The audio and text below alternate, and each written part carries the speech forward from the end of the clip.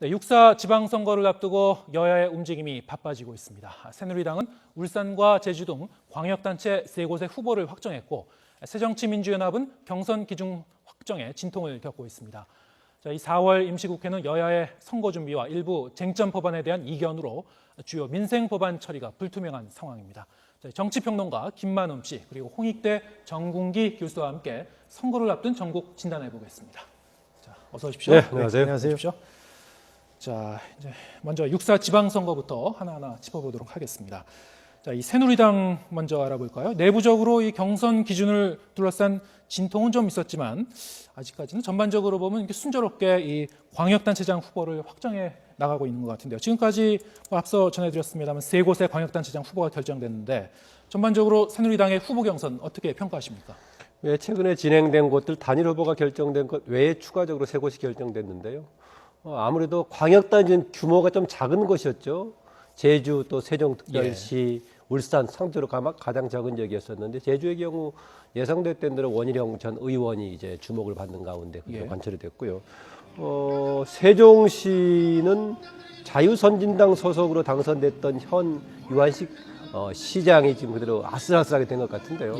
어쨌든 간에 전반적으로 지역이 결정되는 과정에 있는데 수도권만큼 다른 지역들은 그렇게 일반 국민들에게는 주목을 끌지 못하고 있고 아무래도 이제 수도권 세 지역이 어느 쪽으로 가느냐 이게 뭐 몇 개 지역은 대개 이제 방향은 잡혀지고 있습니다만 특히 서울시에서 후보가 어떻게 결정되느냐 이게 아마 중요한 관심거리가 될 것 같습니다. 네, 저는 제주지사 경선을 좀 얘기하고 싶은데요.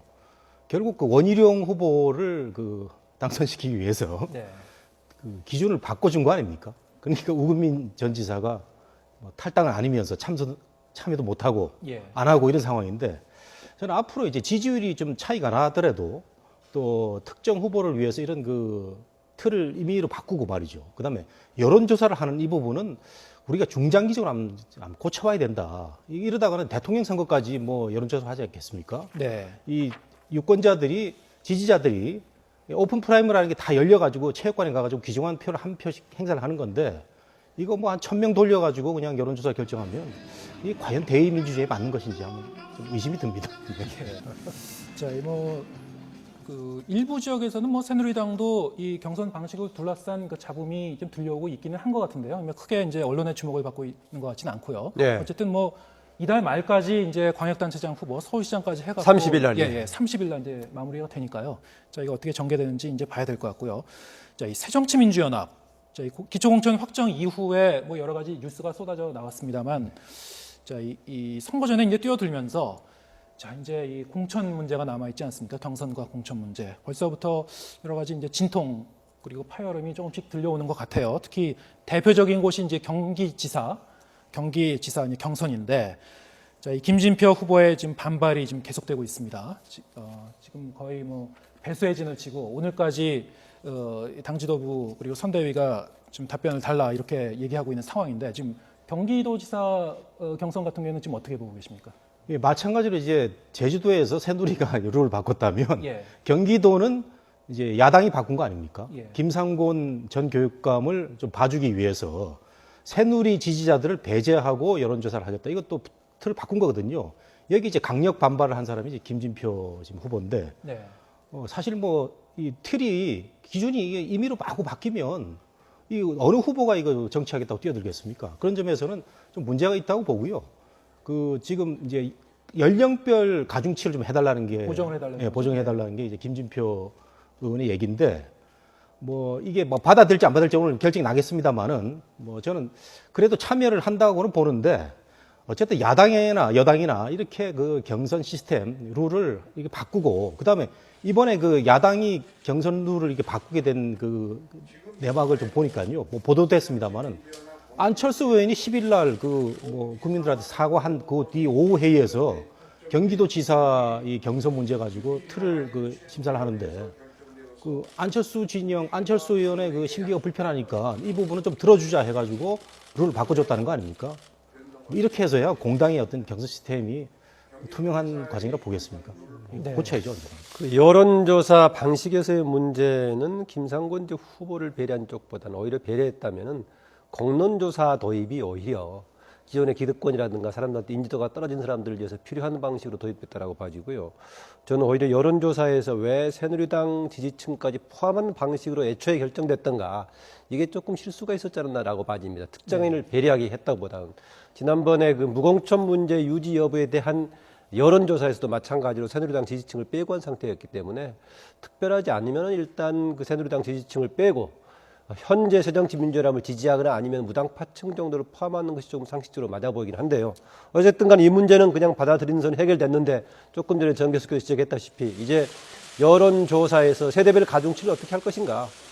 대개 그동안에 조사하면 현재 인구 구성비에 따라서 세대별로 이제 표본 추출을 하게 돼 있는데 투표 참여율을 감안한다면은 표본 구성에 비해서 실제로 젊은 세대가 투표율이 낮기 때문에 조금 배려하는 게 맞지 않느냐 이런 주장 같은데 거기까지 고려하면서까지 해야 되겠느냐 좀 이것은 논쟁의 여지가 있기 때문에 쉽게 관철되기는 어려워 보이긴 합니다. 상대적으로 아마 젊은 층으로부터 지지를 많이 받는 후보 쪽은 원래 구성비대로 반영하자라고 할 것이고 중장년층 지지를 많이 받는 쪽은 젊은 세대가 투표율이 낮으니까 그쪽은 조금 낮춰서 가중치를 주자 이런 주장을 할 법도 한데 어떻게 두고 봐야겠습니다만은 이 부분은 조금 원래 했던 대로 가는 것이 맞지 않느냐 그런 생각이 들기도 합니다. 근데 이게 이제 왜 중요하냐면요. 이 경선이 그 오픈 프라이머리거든요. 그래서 상대 진영 그 지지자들을 배제한다는 그게 원칙적인 그 오픈 프라이머리에 맞지 않습니다. 미국 같은 경우는 그 여러 가지고 하는 주가 대다수인데 여기서도 상대 지지자들이 뭐 역선택을 하든 어떻든 간에 열어서 한다는 취지가 오픈 프라이머리 경선이거든요. 이 오픈 프라이머리 취지 자체를 그 좀 훼손시키는 이런 그 뭐 그렇게 그 결과적으로는 많은 영향이 없다고 하지만 이런 그 경선 원칙 자체를 훼손시킬 수 있는 이런 점은 앞으로 우리 정치권이 좀 해결해야 될 문제라고. 그 전에 그 우리 정치권에서 이런 식의 이제 여론조사를 할 때 그 이른바 역선택을 배제하는 식으로 한 적이 더 많았던 건 아닌가요? 많았는데요. 이런 게 이제 잘못된 관행이라는 거죠, 제 생각에는. 네. 그랬을 때 그 프라이머리 방식을 어떤 식으로 할 것인가 좀 다양할 수가 있습니다. 지적했다시피 그래서 클로스드 프라이머리 해가지고 지지층 내지 당원만 이제 투표 대상으로 삼는 경우가 있고 지적했다시피 오픈해서 하는 경우가 있는데 그래서 오픈 프라이머리 있을 때 역선택의 가능성이 있기 때문에 우리가 제도화할 경우에는 같은 날 여야당이 동시에 하자. 그럼 이쪽 당을 지지한 쪽은 거기 가서 하기 때문에 역선택의 부작용이 크지 않을 것이다 해서 완전히 다른 날짜에 오픈 프라이머리 할 경우에는 조금 역선택에 대한 우려도 있고 하는데 그것까지 해야 되느냐. 하여튼 여러 가지 당의 상황과 전략에 따라 선택할 수 있는 여지가 아닌가 보고요. 저는 그것보다는 오히려 이번에 도입한 공론조사식 결정 방식이 상당히 좋은 방식이라고 봐집니다. 대개 그 인지도 방식으로 하든 여론조사를 하든 뭐든 하는 간에 아마 대부분 하면은 현역이 그대로 되는 가능성이 많은데 그 점에서는 새로 진입하려고 한 뭔가 혁신이 필요할 경우에 사람들이 객관적인 사람들이 모여서 주고받는 의견 토론 과정을 거치고 나서 현장에서 그것을 참고하는 데 결정하기로 한 공론조사 방식인데 아직 이것을 이번 투표에서 이번 경선 과정에서 구체적으로 가진 이제 적용했던 사례를 보지 못했는데 앞으로 시행 과정이 있을 테니까 저는 이쪽에 좀 기대를 해봅니다.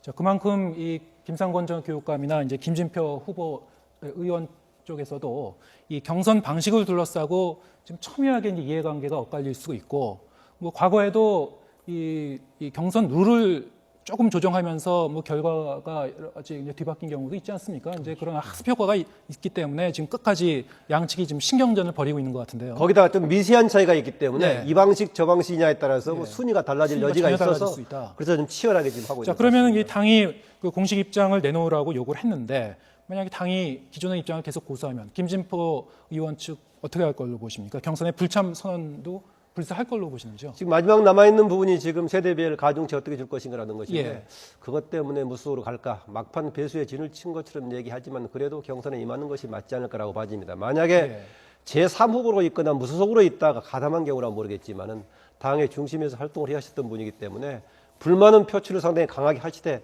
참여하지 않을까 저는 그런 생각으로 봅니다. 저도 뭐 참여하리라고 보는데요. 어제 그 김진표 후보가 강한 이의를 제기하면서도 새누리 지지자들 역선택 해봐야 뭐 0.02%인가 밖에 영향이 없다.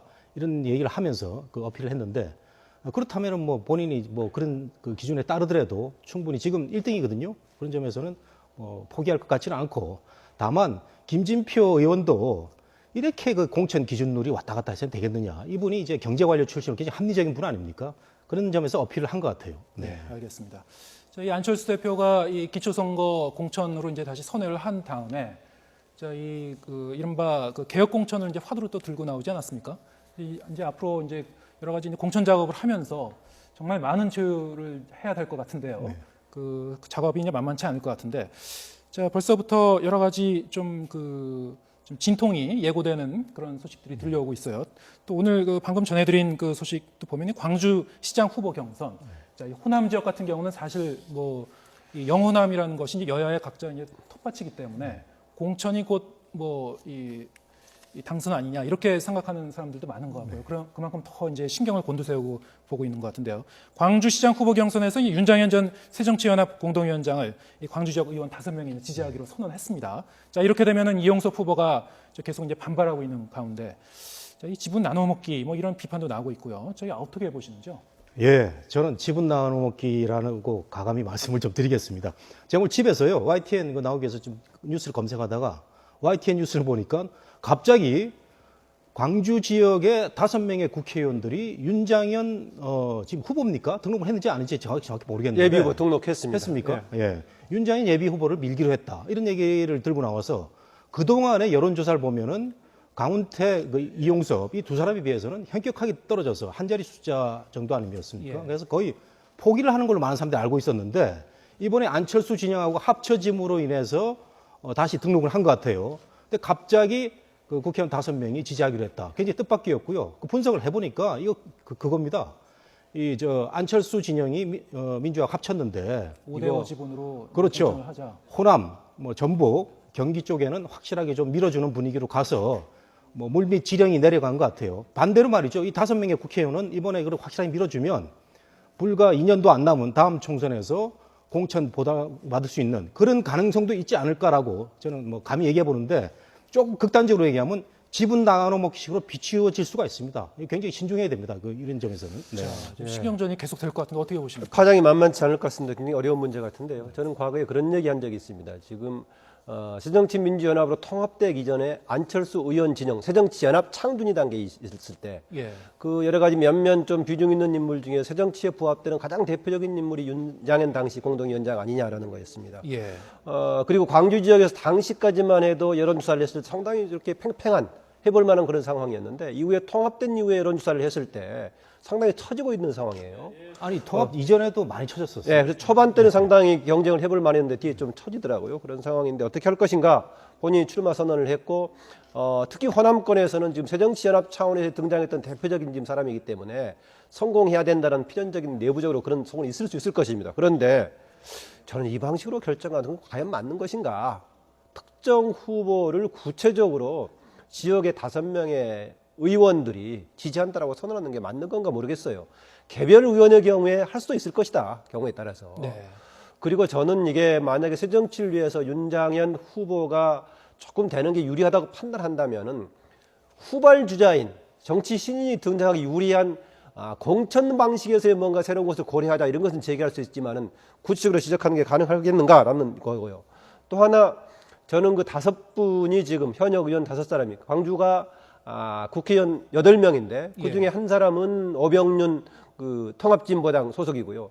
나머지 박수선 의원 나중에 돼 있고, 이용섭 의원은 본인이 후보로 돼 있는 상태이기 그렇죠. 때문에 지금 네. 박수선 의원은 본인이 반대하는 입장을 표명했고 5명이 가셨는데, 저는 그나마 이게 설득력이 있으려면은요, 본인들도 지역의 새로운 정치를 위해서 무엇을 희생하겠다, 이런 것을 좀 약속하면서 나온다면 괜찮을 수도 있다. 네. 5명 현역 의원들도 호남이 새정치민주연합의 중심인데 차기 공천에서 본인들은 불출마를 선언한다든가, 뭔가 기득권을 이런 자기 내놓는 희생적인 모습. 것을 같이 내놓으면서 그런 차원에서의 광주의 뭔가 변화를 위해서 그동안에 시민운동과 다른 생활정치에서 많은 헌신을 해왔던 윤장현 후보를 지원한다. 혹시 그 정도라면 그나마 있을지 모르겠지만은 본인들이 누구누구를 지지한다, 이걸 가지고 문제가 있으려고 봐지고요. 저는 적어도 새정치에 부합한다는 것은 호남 지역의 경우에는 중앙의 권력이 일방적으로 내리꽂거나 아니면은 지역 내부에서의 힘 있는 사람이 내리꽂은 사람이 되는 것이 아니라 지역 민심을 반영한 사람이 주로 국회의원이든 지방자치든 당선되는 쪽이라고 한다면은 과연 이렇게 하는 방식이 맞는 것인가? 저는 조금 번지수를 잘못 짚은 것 같기도 합니다. 네. 이게 중요한 게 말이죠. 국회의원 5명이 그 특정 후보를 이게 지지한다는 것은 6.4 지방선거, 풀뿌리 민주주의, 지금 유권자들이 지지율로 다 그 지지를 보내고 있지 않습니까? 정면으로 위반되는 것입니다. 그런 면에서 참 어떻게 이런 오늘 방법이 나왔을까? 제가 YTN 뉴스를 보고 매우 놀랐습니다. 제가 아까 말씀드렸던 본인들 5분이 차기 국회의원 선거, 인재 선거에서는 본인들도 출마하지 않겠다. 네. 이 정도 약속을 하면서 윤장현 후보를 지원한다라고 하면은 그나마 조금 설득력이 있을 겁니다. 어느 정도의 기득권을 내놓는 모습을 그렇죠. 보이면서 다른 사람의 희생을 요구하는 된다. 것이 아니라 네. 본인들의 희생을 던졌을 때 개혁의 의미가 큰 거죠. 당초 이 안철수 위원장 대표 측에서 이 개혁 공천이라는 화두를 던졌을 때는 기존의 인물보다 보다 깨끗하고 또 경쟁력 있는 능력 있는 후보를 이른바 이제 전략 공천하겠다 이런 뜻으로 한 건데요. 자, 이게 보면 광역단체장 레벨 그리고 또 이 기초 선거 레벨에서도 역시 일정 부분을 갖다 이런 식으로 교체해 나가겠다 지금 밝히고 있어요. 특히 새정치민주연합이 서울구청장의 20% 이상을 평가를 통해서 교체하겠다 이렇게 밝혔거든요. 자, 이 기초공천 유지에 따른 당한파악의 비판 이것을 이른바 이제 이 개혁공천 결국에는 일부 인물을 이제 물갈이하겠다는 거 아니겠습니까? 네. 자, 이것을 통해서 정면 돌파하겠다 이런 그 분석인데 자, 어떻게 보시는지 효과가 있을 것 같습니까? 예, 저는 개혁 공천이라는 명칭 자체는 뭐 참 좋아합니다만은 이렇게 인위적인 기준을 갖다 들이대는 게 이게 정치권에서 심심하면 나오는 거거든요. 새누리도 인위적인 공천을 많이 들이댑니다. 뭐 여성 공천 30% 할당, 그다음에 뭐 총선 때 위기에 몰려가면 물갈이 50% 이런 식으로 나오는데 그런 절대적인 기준을 놓고 뭘 하겠다는 게 얼마나 인위적인가요? 저는 공천 시스템을 투명하게 만들어 놓고 여러 가지 항목을 놔가지고 거기에 대입을 해가지고 가장 좋은 후보를 선택하는 게 개혁 공천인데 숫자로 인위적으로 딱 정해놓고 뭔가를 보여주겠다는데 이게 결국은 뒷배경에는 안철수 진영의 여러 후보들을 고려를 하고 기존 민주당 쪽에 강한 후보들을 좀 무력화시킬 수 있는 이런 게 아닐까라는 의심을 들게 하는 거죠. 예. 그 현역 프리미엄이 워낙 크기 때문에 아무래도 일정한 비율을 우선순위에 따라서 뭐 20% 정도를 교체하겠다라는 것도 적용될 수 있으리라고 저는 봅니다. 네. 그것보다는 더 기초 단위에서는 전 지방 의원들의 경우에 기초 의원들의 경우에요. 아무래도 지금 공천으로 확정된다면 사실상 지역위원장 또는 현역이든 간에 아니면 원애든 간에 지역위원장들이 결정하는 부분이 워낙 커지기 때문에 저는 이 부분을 어떻게 해소할까가 굉장히 중요한 과제라고 봐집니다. 네. 광역단체장이나 기초단체장까지도 여론조사를 통해서 확인할 수가 있지만은 기초의원들은 인지도가 워낙 낮기 때문에 확인할 수 없단 말이죠. 그러다 보니까 결국은 당 조직이나 지역위원장 힘이 거의 절대적인데 그러면 결국은 기존의 공천제가 가지고 있던 문제점을 다시 재현한단 말이죠.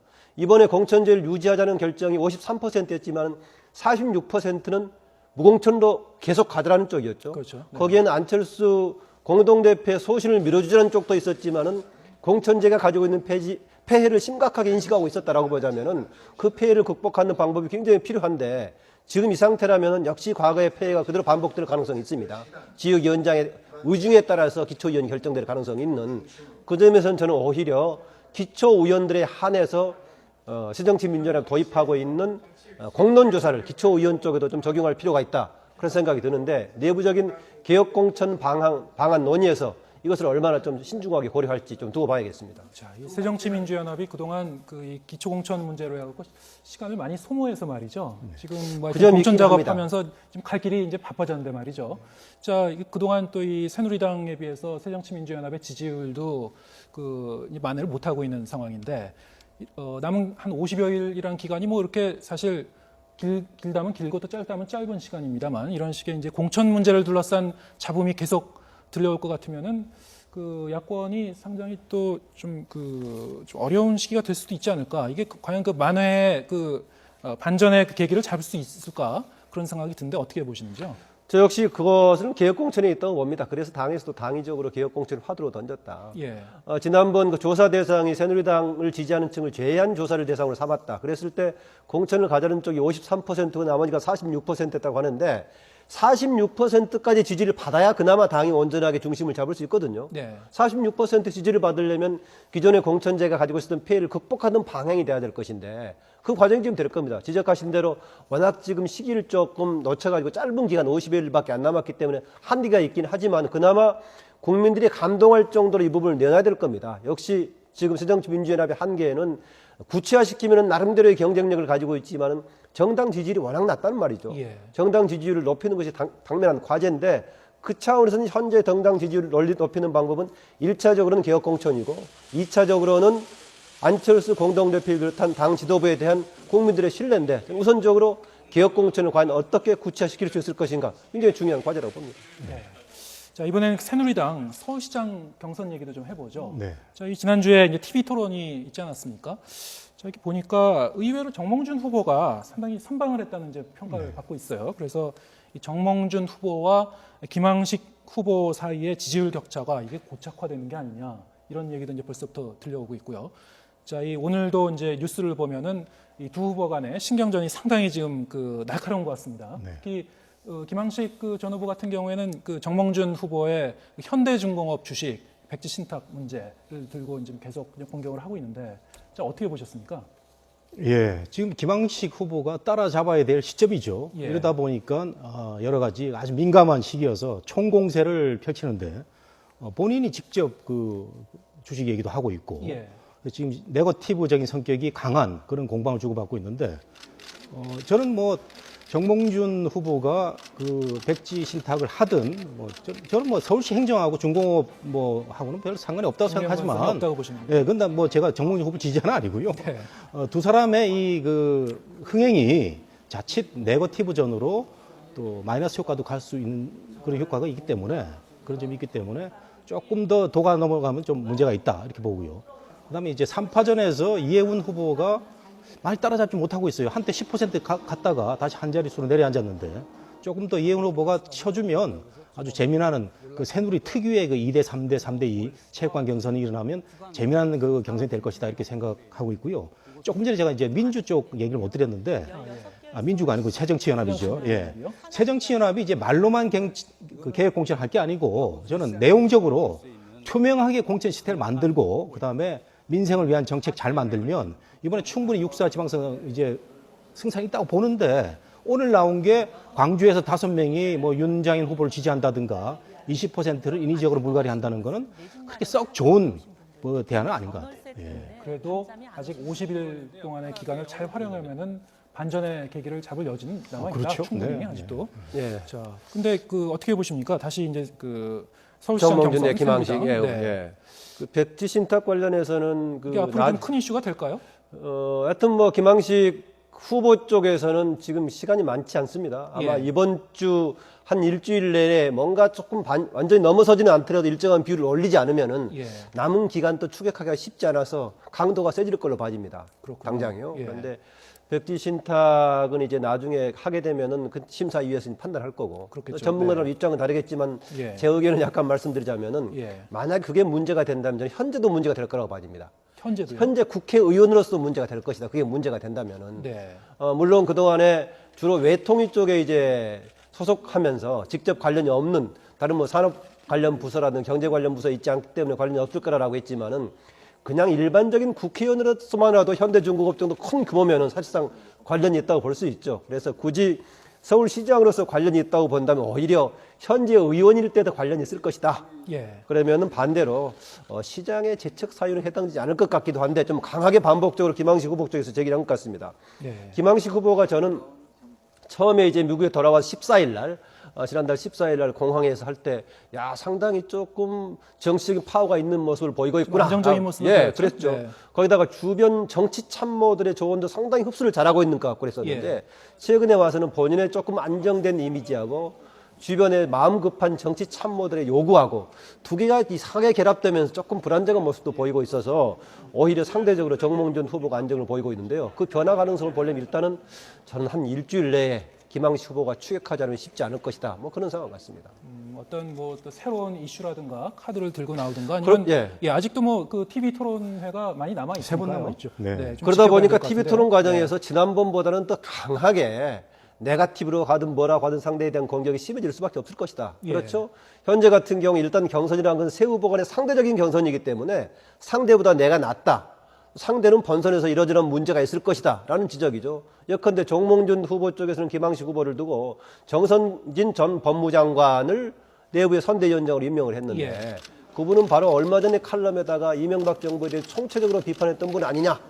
당신은 이명박 정부에서 총리를 했던 분인데 저도 칼럼을 읽어봤어요. 정말 신랄하게 비판했더라고요. 그런데 예. 자기는 그걸 안 봤더라는 것인데 역시 또 계속 그쪽을 비판하면서는 이명박 정부와 연관성과 책임성을 문제 지적할 것이고 김황식 총리는 아마 후보는 반복해서 백지신탁 문제하고 또 본인이 재벌 이미지 과연 본선에서 극복할 것인가 이런 문제 상당히 강하게 갈 수밖에 없을 것이다 당분간은 그렇게 예. 봅니다. 자, 지금 뭐 저희한테 지금 할당된 시간이 한 2분 정도 남았는데요. 김만훈 박사님이 말씀 많이 하셔가지고 제가 하십시오. 말씀드릴 예. 게 많이 없죠. 자, 말씀하시죠. 네. 아니 뭐 서울시장은 뭐 같은 뭐 얘기입니다. 네네. 예. 네. 자, 지금 뭐 50여일 정도 그 이제 선거가 남았는데 자, 마지막으로 네. 자, 남은 기간 동안 그 변수가 있다면은 어떤 변수가 가장 큰 그 주요 변이 될 걸로 보시는지요? 예, 지금 뭐 경기지사 같은 경우는 그 남경필 의원이 의외로 저는 좀 의외라는 표현을 쓰는데 의외로 네. 지지율이 좋아서 상당히 유력한 것 같고 예. 지금 뭐 많은 관측자들이 인천이 변수다. 예. 인천을 그 먹는 쪽이 이번 6.4 지방선거를 가져오는 승자가 된다 이런 얘기를 하고 있는데 정말 인천이 그 박빙의 싸움이 될 것 같고요. 송영길, 유정복 그리고 서울도 역시 뭐 제일 재미난 곳 아닙니까? 네, 좀 예측 불허죠. 예, 근데 박원순 시장이 아직까지 뭔가를 못 보여주고 있어요. 예. 저는 박원순 시장이 지금 지지율은 뭐 엎치락뒤치락 하는데 MJ 정몽준하고 그런 점에서는 조금 더 뭔가를 보여줘가지고 그 새누리가 치고 올라올 때를 대비해서 그 뭔가를 보여줘서 그 박빙의 구도로 가는. 그래서 저는 서울과 인천의 싸움이 가장 재미난 이번 6.4 지방선거의 그 싸움이 될 것 같습니다. 예. 자, 예, 지난 1일 동안 새누리당은 경선과 중진 차출론을 통해서 굉장히 주목받으면서 지지율에서 플러스 요인을 가졌다면은 반면에 새정치민주연합 무공천 문제 가지고 지지부진하면서 내부 논란만 보여줬단 말이죠. 그 예. 점에서 향후에 공천으로 확정된 이후에 과연 새정치민주연합이 내부 정비를 하면서 또 공천에 따른 긍정적인 요소를 과연 보여줄 수 있을지 오히려 공천 들어가면서 부작용만 보여줄 수 있을지 이게 변수가 될 걸로 봐집니다. 네.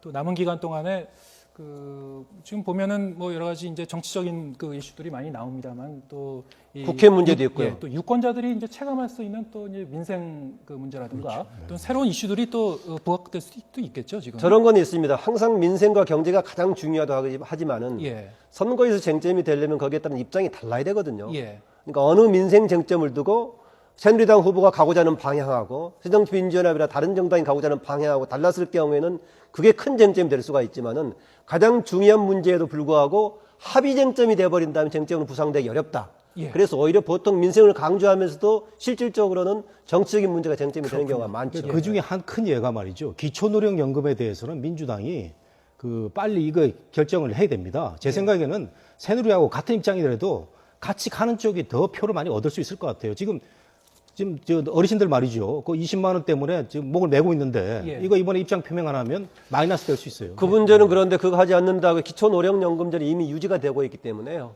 또 보기에 따라서는 기초선거 문제하고 기초연금 두 가지 문제의 애초에 약속을 지키지 않았던 새누리당의 문제도 또 부정적인 쟁점으로 등장할 가능성도 있습니다. 예, 알겠습니다.